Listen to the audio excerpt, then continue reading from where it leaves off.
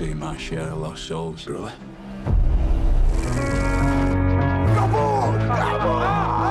This country's going to change. Sorry, I might be nervous. Until then, I'm sure you'll make a killing. Hello and welcome to our cinema show here on Arts 24, where I'm joined by film critic Emma Jones to discuss this week's new releases. Hi, Emma. Hello. Well, we're starting with Anemone, a first feature film from 27-year-old Irish director Ronan Day-Lewis. Yes, you might recognise the name. He managed to get his triple Oscar-winning father Daniel out of his self-imposed retirement for this one. Emma, tell us a bit more about the film. Yes, indeed. Daniel Day-Lewis, not the first superstar to be tempted out of retirement with a great project. In this case, he even co-wrote the screenplay of Anemone with his son. And in case you're wondering, the title is A Flower That Shuts Itself When a Storm is Coming, which we'll find out is a parallel to Daniel Day-Lewis's character Ray. So the film is set in the 1980s as Ray's brother Jem, played by Sean Bean, comes to find Ray, who abandoned his family after being a soldier during the Troubles in Northern Ireland. Now Ray's teenage son Brian is in trouble. It's a story about torn bonds between fathers and sons, and that's pretty interesting if you consider the father-son dynamic who wrote it. I wonder how true to life it is. Well, let's have a look at Anemone. How long was it, brother? When you went limping off into the woods? What, 20 years? Why did he leave us?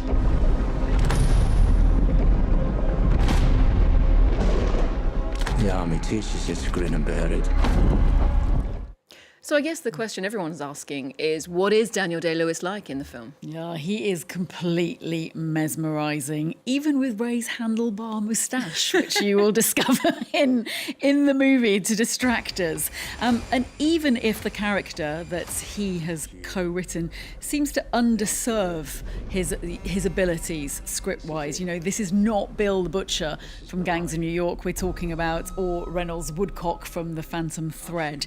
But thanks to Day-Lewis, he does achieve complexity as a character. So Ray has two Shakespearean-like monologues in this film, both told to Sean Bean. One is about getting revenge upon a priest who had abused both of them as children, which is one of the foulest anecdotes I have ever heard in cinema. The other is him opening up, like the anemone, after the storm as to why he shut himself off from the world for 2 decades. Daniel Day-Lewis, truly one of the greatest actors in the world. His presence perhaps too big for this film. Because a couple of months back, Kate Winslet actually starred in and directed a film, Goodbye June, that was written by her 21-year-old son. Do you think that these projects are up to the acting chops of those big names? I think it's the actors that appear in them that shape them up to be good projects. And here in the film, Sean Bean and Samantha Morton, they also do solid supporting work. Ronan Day-Lewis knows how to frame his father's profile for maximum impact for the audience. But the story is slow. There's a lot of indie rock jangling against grey northern British landscapes where it's filmed that stretch out the story for 2 hours. I feel that's overlong for a debut film, even if it does contain a triple Oscar winner. The cinematography by St Maud's Ben Fordsman and the score by Bobby Krillick, that's a British composer known as the Haxon Cloak, are both superb though. There are better British or Irish debut films that you could watch. Here's the dilemma. None of them contain Daniel Day-Lewis. That's true. It's certainly a USP. And while we welcome this return to acting, let's hope it doesn't take another 8 years before he makes another film. Well, now on to How to Make a Killing. This is a black comedy thriller by American director John Patton Ford. It stars Glenn Powell and Margaret Qualley. So I believe this is loosely based on a classic British film.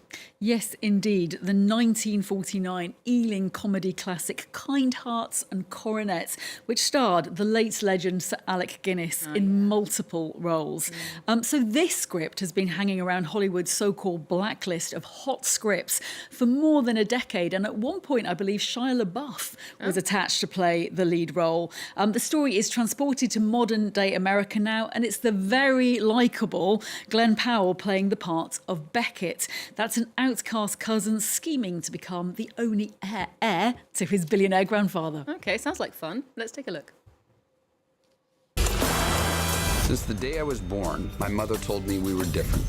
Planes, an island or two. Beckett, no way. So are you living in the city now? Yeah, I do. A little outside of it. Whatever happened to the Redfellow family fortune? I'll inherit it. Someday. Well, call me when you've killed them all. So with this like black comedy description, it does feel like this film owes something to the Knives Out franchise, being shown from just the killer's perspective. Yes, indeed. There are tonal echoes of Knives Out in there. There's also the whole eat the rich satire that's very popular now, such as Ruben Östlund's Triangle of Sadness and the series The White Lotus. You know, this film starts off well. Glenn Powell is very likeable, as always, as a son of this outcast billionaire heiress. And the point is made well that it's very difficult for those without generational wealth to get ahead. And the first murder is almost amusing. The trouble is this plot soon runs out of steam, I think, with several family members to get to his inheritance. Glenn Powell might be really channeling his inner Patrick Bateman, but I think the makers seemed really keen that audiences continue to like him. And so he comes across as lost, really, rather than psychotic. Fortunately, Margaret Qualley, a wonderful supporting appearance. She's excellent as this spoiled femme fatale, Julia, who livens every scene, dripping Chanel tweed and malice. Poor little rich girl. She certainly looks the part. Now to something very different, though. This is My Father's Shadow from Akinola Davis, which after getting a special mention in the Cannes Film Festival's Un Certain Regard section, was the UK's Oscar entry this year. It also won a BAFTA for an outstanding debut. It does sound very promising indeed. Yes, and Akinola Davis draws on his Nigerian heritage for this, his first feature film. Nigeria is the setting for the movie, and Akinola Davis wrote the screenplay with his older brother. And in the script, there are two boys, also played by two brothers in real life, called Remy and Akin. So the story is a memory of Remy and Akin's father, played by British actor Shope Dirisu, who in the film is often absent from home, but decides one day to take both boys to the capital, Lagos, amidst the political unrest of the 1993 election there.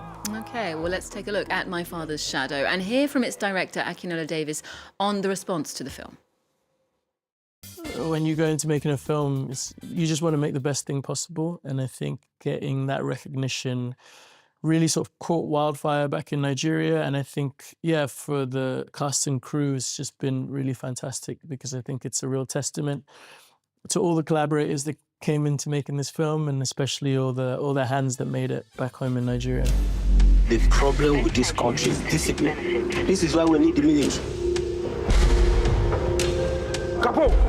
You better take these long ones home. The streets are already hot. Fellow Nigerians, it is in the supreme interest of law and order that the presidential election be annulled. Everything is sacrifice.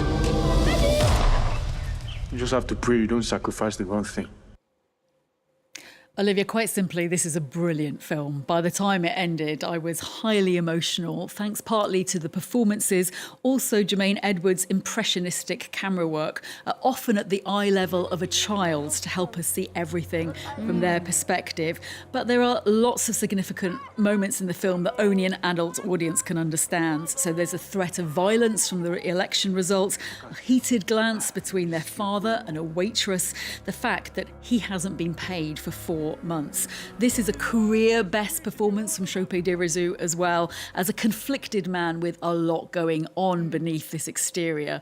There's a beautiful scene in the film where the elder boy, Remy, questions love when someone is absent. And the reason why this is significant will become clear later on. So it's really a bittersweet rumination about fathers who are no longer with us. Sounds excellent. I'm very keen to see what Akinola Davis does next. Oh, absolutely. Well, finally, to a Japanese film and now, Love on Trial by Koji Fukado, which also screened at last year's Cannes Film Festival. K-pop, of course, has been in the news this week with the return of BTS, the boy band sensation, and this film set in the world of J-pop in their idol industry. Tell us more about it. Yeah, considering how colourful this industry is marketed as, Love on Trial is a curiously muted film, I feel, in keeping with Koji Fukado's often observational style. The film stars a former teen idol herself, that's Kaioke Saito, and is based on 2 real cases within Japan of singers being taken to court by their former management for violating their no relationships contract clauses while they're in these bands. So he really shows the shopping mall horror of life at the bottom of the girl band pile. You've got Mai, Coco's character, being one of 5 girls in a band called Happy Fanfare. Over time, she reconnects with a former classmate, Kay, breaking this no relationship rule that the band has in order to keep their fans, mainly middle-aged men, it has to be said, happy. Well, one of those fans goes rogue. Mai quits the band abruptly to be with Kay, and the next shot is of a courtroom drama. It meanders, though, to a conclusion from there, I feel, after starting off so promisingly.